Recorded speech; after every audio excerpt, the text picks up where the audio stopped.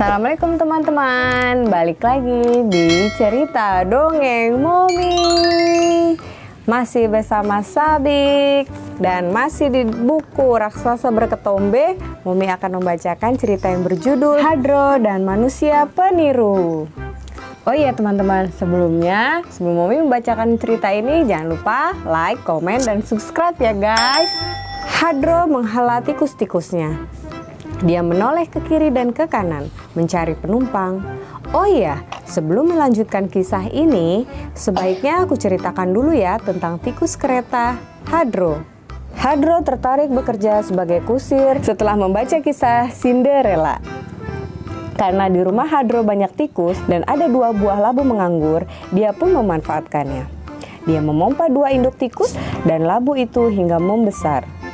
Selanjutnya, ketika tikus dipasangi tali kekang, dia juga membuang seluruh biji labu dan mengukirnya seperti kereta.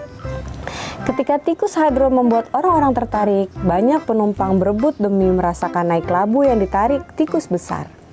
Tapi Hadro lebih suka mengangkut penumpang yang terlihat kaya, sebab mereka biasanya memberi upah lebih banyak. Nah, sekarang kulanjutkan ceritanya ya. Pagi itu, Hadro melihat laki-laki berjas putih mirip seorang dokter yang berdiri di pinggir jalan. Sepertinya orang ini dokter. Dia pasti kaya. Mau naik tuan? Tawarnya. Laki-laki itu hanya tersenyum dan mulai naik. Tapi begitu di dalam labu, dia merangkak keluar dan duduk di sisi Hadro. Mau kemana tuan? Tanya Hadro ramah. Mau kemana tuan? Balas laki-laki itu. Hadro mengernyit. Dia menoleh hendak mengulangi pertanyaan. Namun dia malah ternganga. Sang laki-laki berjas putih itu duduk tegak dan kedua tangannya mengepal di depan dada, seolah menggenggam tali kekang. Apa-apaan orang ini? Kenapa dia meniruku? Hadro bingung berat. Kayak siapa ya? Kenapa tuan meniru tingkahku? Tanya Hadro. Hatinya mulai khawatir. Kenapa tuan meniru tingkahku? Balas laki-laki berjas putih itu dengan polosnya. Hadro menggaruk-garuk kepala sambil menghela napas. Dia benar-benar tidak mengerti dengan tingkah penumpangnya.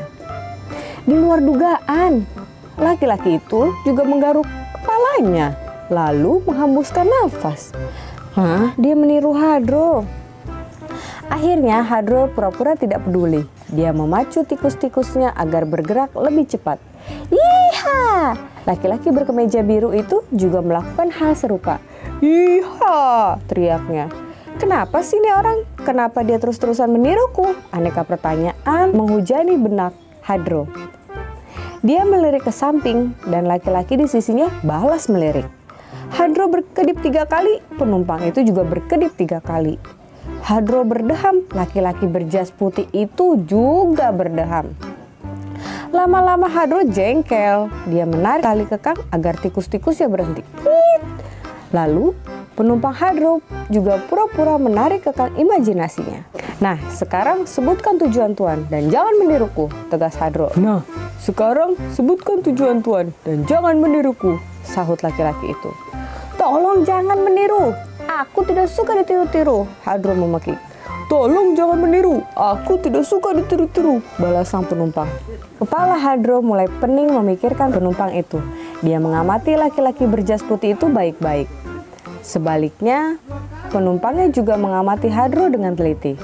Hadro makin geram. Wahai manusia peniru, turun sekarang juga dan bayar 3 kali lipat, seru Hadro. Wahai manusia peniru, bayar sekarang juga dan bayar 3 kali lipat, jawab laki-laki berjas putih. Hadro benar-benar sebal. Dia kembali memicu tikus-tikusnya dan berusaha tidak mempedulikan penumpang itu. Ketika melewati rumah sakit, tiba-tiba beberapa perawat menunjuk ke arah Hadro dan berlari mengejarnya. Kusir kereta labu, tolong berhenti, teriak salah satu perawat. Hadro pun menghentikan tikus-tikusnya. Dia pasien kami yang kabur. Maaf kalau dia mengganggu Anda. Dia memang agak kurang waras, jelas seorang perawat perempuan. Hah? Hadro ternganga. Setelah laki-laki itu turun, Hadro kembali bergerak. Seorang perempuan yang mengenakan perhiasan melambai. Tapi Hadro terus melaju. Dia sudah kapok. Baik teman-teman, sekian cerita Hadro kali ini. Sampai jumpa. Satu lagi. Assalamualaikum. Satu lagi, yang ini udah belum?